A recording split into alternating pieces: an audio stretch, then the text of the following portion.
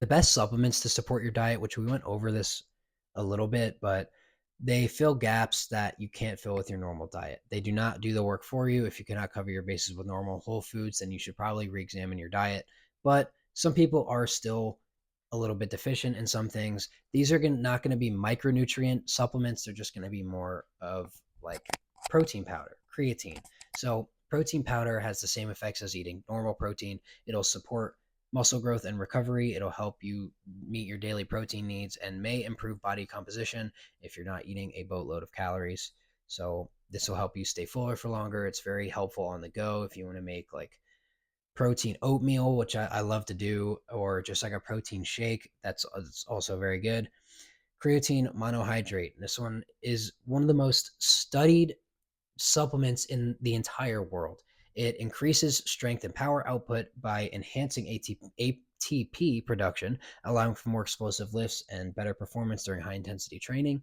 It supports muscle growth indirectly, contributes to hypertrophy by enabling more volume and intensity during your workouts. It'll hold more water or carbs in your muscle so that you have more power. And it's clinically proven and safe. The creatine does not make you not natural.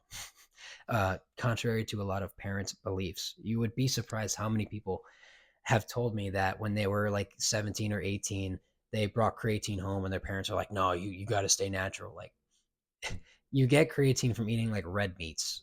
Like, is eating steak not natty? Pre workout, which is probably the most bang for your buck supplement that you could ever get. It's probably the best. And that's because it enhances energy and focus because of the caffeine and nootropics that will boost alertness, motivation, mental clarity, and helping you stay locked throughout your session.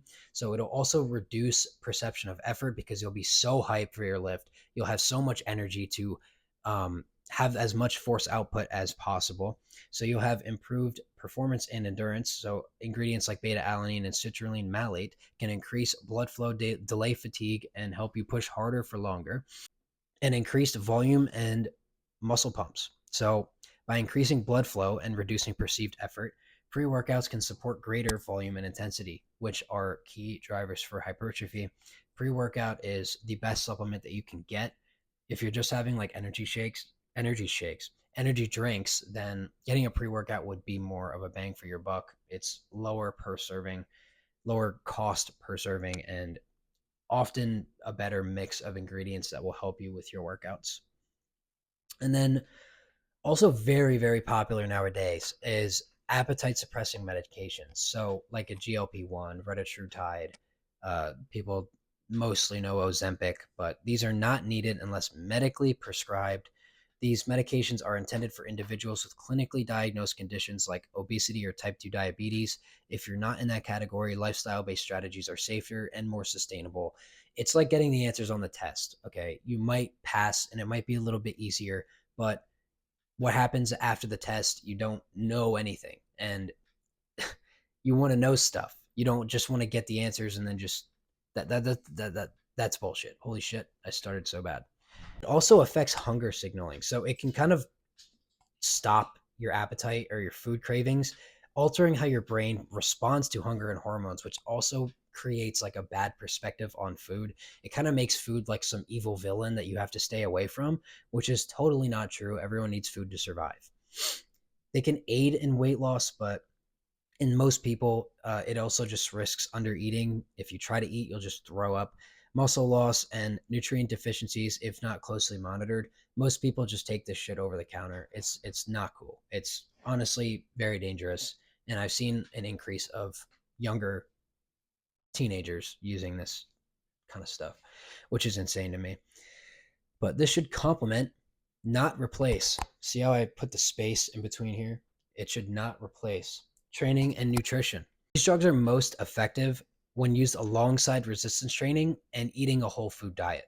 You still need nutrient dense foods. Just because you're forcing yourself to eat less with some compound that you picked up online doesn't mean that you're healthy. Okay. Being skinny does not mean that you're healthy at all. Like, being healthy means that you're healthy, whatever that means for you. But it's not being obese and it's not starving yourself to the point where you can barely walk or do anything because you feel so weak and tired. Relying solely on medication without movement or quality feel can compromise metabolic health and long-term results for sure. These supplements that there are many supplements that you can take, such as magnesium, calcium, fish oil, etc., but none of them are necessary and are only used to supplement your diet.